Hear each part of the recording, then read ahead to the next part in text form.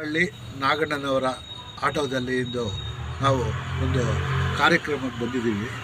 ಯಾವ ಕಾರ್ಯಕ್ರಮ ಅಂದರೆ ಪಾದಪೂಜೆ ಕಾರ್ಯಕ್ರಮ ಸ್ವಾಮಿಗಳಿಗೆ. ಇಂಥ ಟೈಮ್ನಲ್ಲಿ ನಮಗೆ ಅಲ್ಲಿ ಆಟೋ ರಿಕ್ಷಾಗಳು ನಿಲ್ಲಿಸ್ದೇ ಎಷ್ಟೋ ಹೋದವು.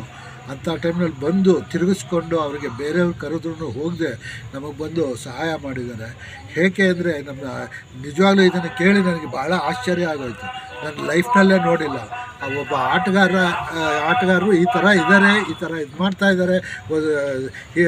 ಸೀನಿಯರ್ ಸಿಟಿಸನ್ಗೆ ಒಂದು ಗೌರವ ಆಧಾರ, ಒಂದು ಸೌಹಾರ್ದಯುತ ಮಾಡ್ತಿದ್ದಾರೆ ಅಂದರೆ ಇದಕ್ಕೆ ನಾನು ಅನಂತ ಋಣಿ. ಅವರು ಯಾವ ಜನ್ಮದಲ್ಲಿ ನಮ್ಮ ಮಕ್ಕಳಾಗಿದ್ರು ಅದೇ ಥರ ಈ ಸ್ವಭಾವನ ಕೊಟ್ಟು ಅವ್ರನ್ನ ಸಂಪೂರ್ಣ ದೇವರು ಆಯುರಾರೋಗ್ಯ ಕೊಟ್ಟು ಅವರ ಧರ್ಮೋ ರಕ್ಷಿತ ಅನ್ನೋ ಧ್ಯೇಯದಲ್ಲಿ ಹೋಗ್ತಾ ಇರೋದ್ರಿಂದ ಅವ್ರಿಗೆ ಒಳ್ಳೇದು ಮಾಡಲಿ ಅಂತ ನಾನು ಸಕಲದಲ್ಲಿ ದೇವರನ್ನ ಪ್ರಾರ್ಥಿಸ್ತೀನಿ.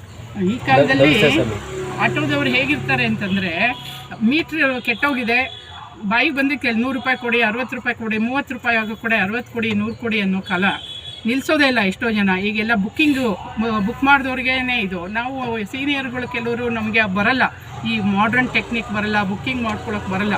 ಅಂಥ ಸಮಯದಲ್ಲಿ ನಾವು ಕೈ ಅಡ್ಡ ಮಾಡಿ ನಿಲ್ಲಿಸೋದೇ ಇಲ್ಲ ಎಷ್ಟೋ ಜನ. ಆ ಸ್ಥಿತಿಲಿ ಇರಬೇಕಾದ್ರೆ ಈತ ಒಂದು ಅಪರೂಪದ ವ್ಯಕ್ತಿ, ಇವರಲ್ಲಿ ಏನೋ ವಿಶೇಷವಾದ ದೇವರ ಸನ್ನಿಧಾನ ಇದೆ ಅಂತ ಅನ್ಕೋತೀವಿ. ಇವರಿಂದ ಈಗ ಸೀನಿಯರ್ ಸಿಟಿಸನ್ಸ್ಗೆ, ವೃದ್ಧಾಪ್ಯದಲ್ಲಿರೋರಿಗೆ, ಅಸಹಾಯಕರಿಗೆ ಸಹಾಯವಾಗಲಿ, ಅನುಕೂಲ ಆಗಲಿ, ದೇವರು ಅವ್ರಿಗೆ ಒಳ್ಳೇದು ಮಾಡಲಿ, ಅವ್ರ ಕುಟುಂಬಕ್ಕೆ ದೇವರು ರಕ್ಷಣೆ ಮಾಡಲಿ, ಅವರ ಒಂದು ಈ ಸಮಾಜ ಸೇವೆ ಇರಬಹುದು, ಸಹೃದಯ ಇರಬಹುದು, ಉತ್ತಮ ಒಂದು ಇದಿರಬಹುದು, ಅದು ದೇವರು ಅವರಿಗೆ ನಿರಂತರವಾಗಿ ನೆರವೇರಿಸ್ಕೊಡ್ಲಿ ಅಂತ ಹೇಳಿ ನಾನು ಪ್ರಾರ್ಥನೆ ಮಾಡ್ತೀನಿ. ಒಳ್ಳೇದಾಗ್ಲಪ್ಪ ನಿಮಗೂ ನಿಮ್ಮ ಕುಟುಂಬಕ್ಕೂ. ನಮಸ್ಕಾರಮ್ಮ. ನನ್ನ ತಾಯಿಯಾಗಿ ನಾನು ಸ್ವೀಕರಿಸ್ತೀನಿ. ನಮಸ್ಕಾರ. ಇದನ್ನು ನಿಮ್ಮ ಪರವಾಗಿ ಸ್ವಾಮಿಗಳು ಇದಕ್ಕೆ ಹಾಕ್ತೀವಪ್ಪ.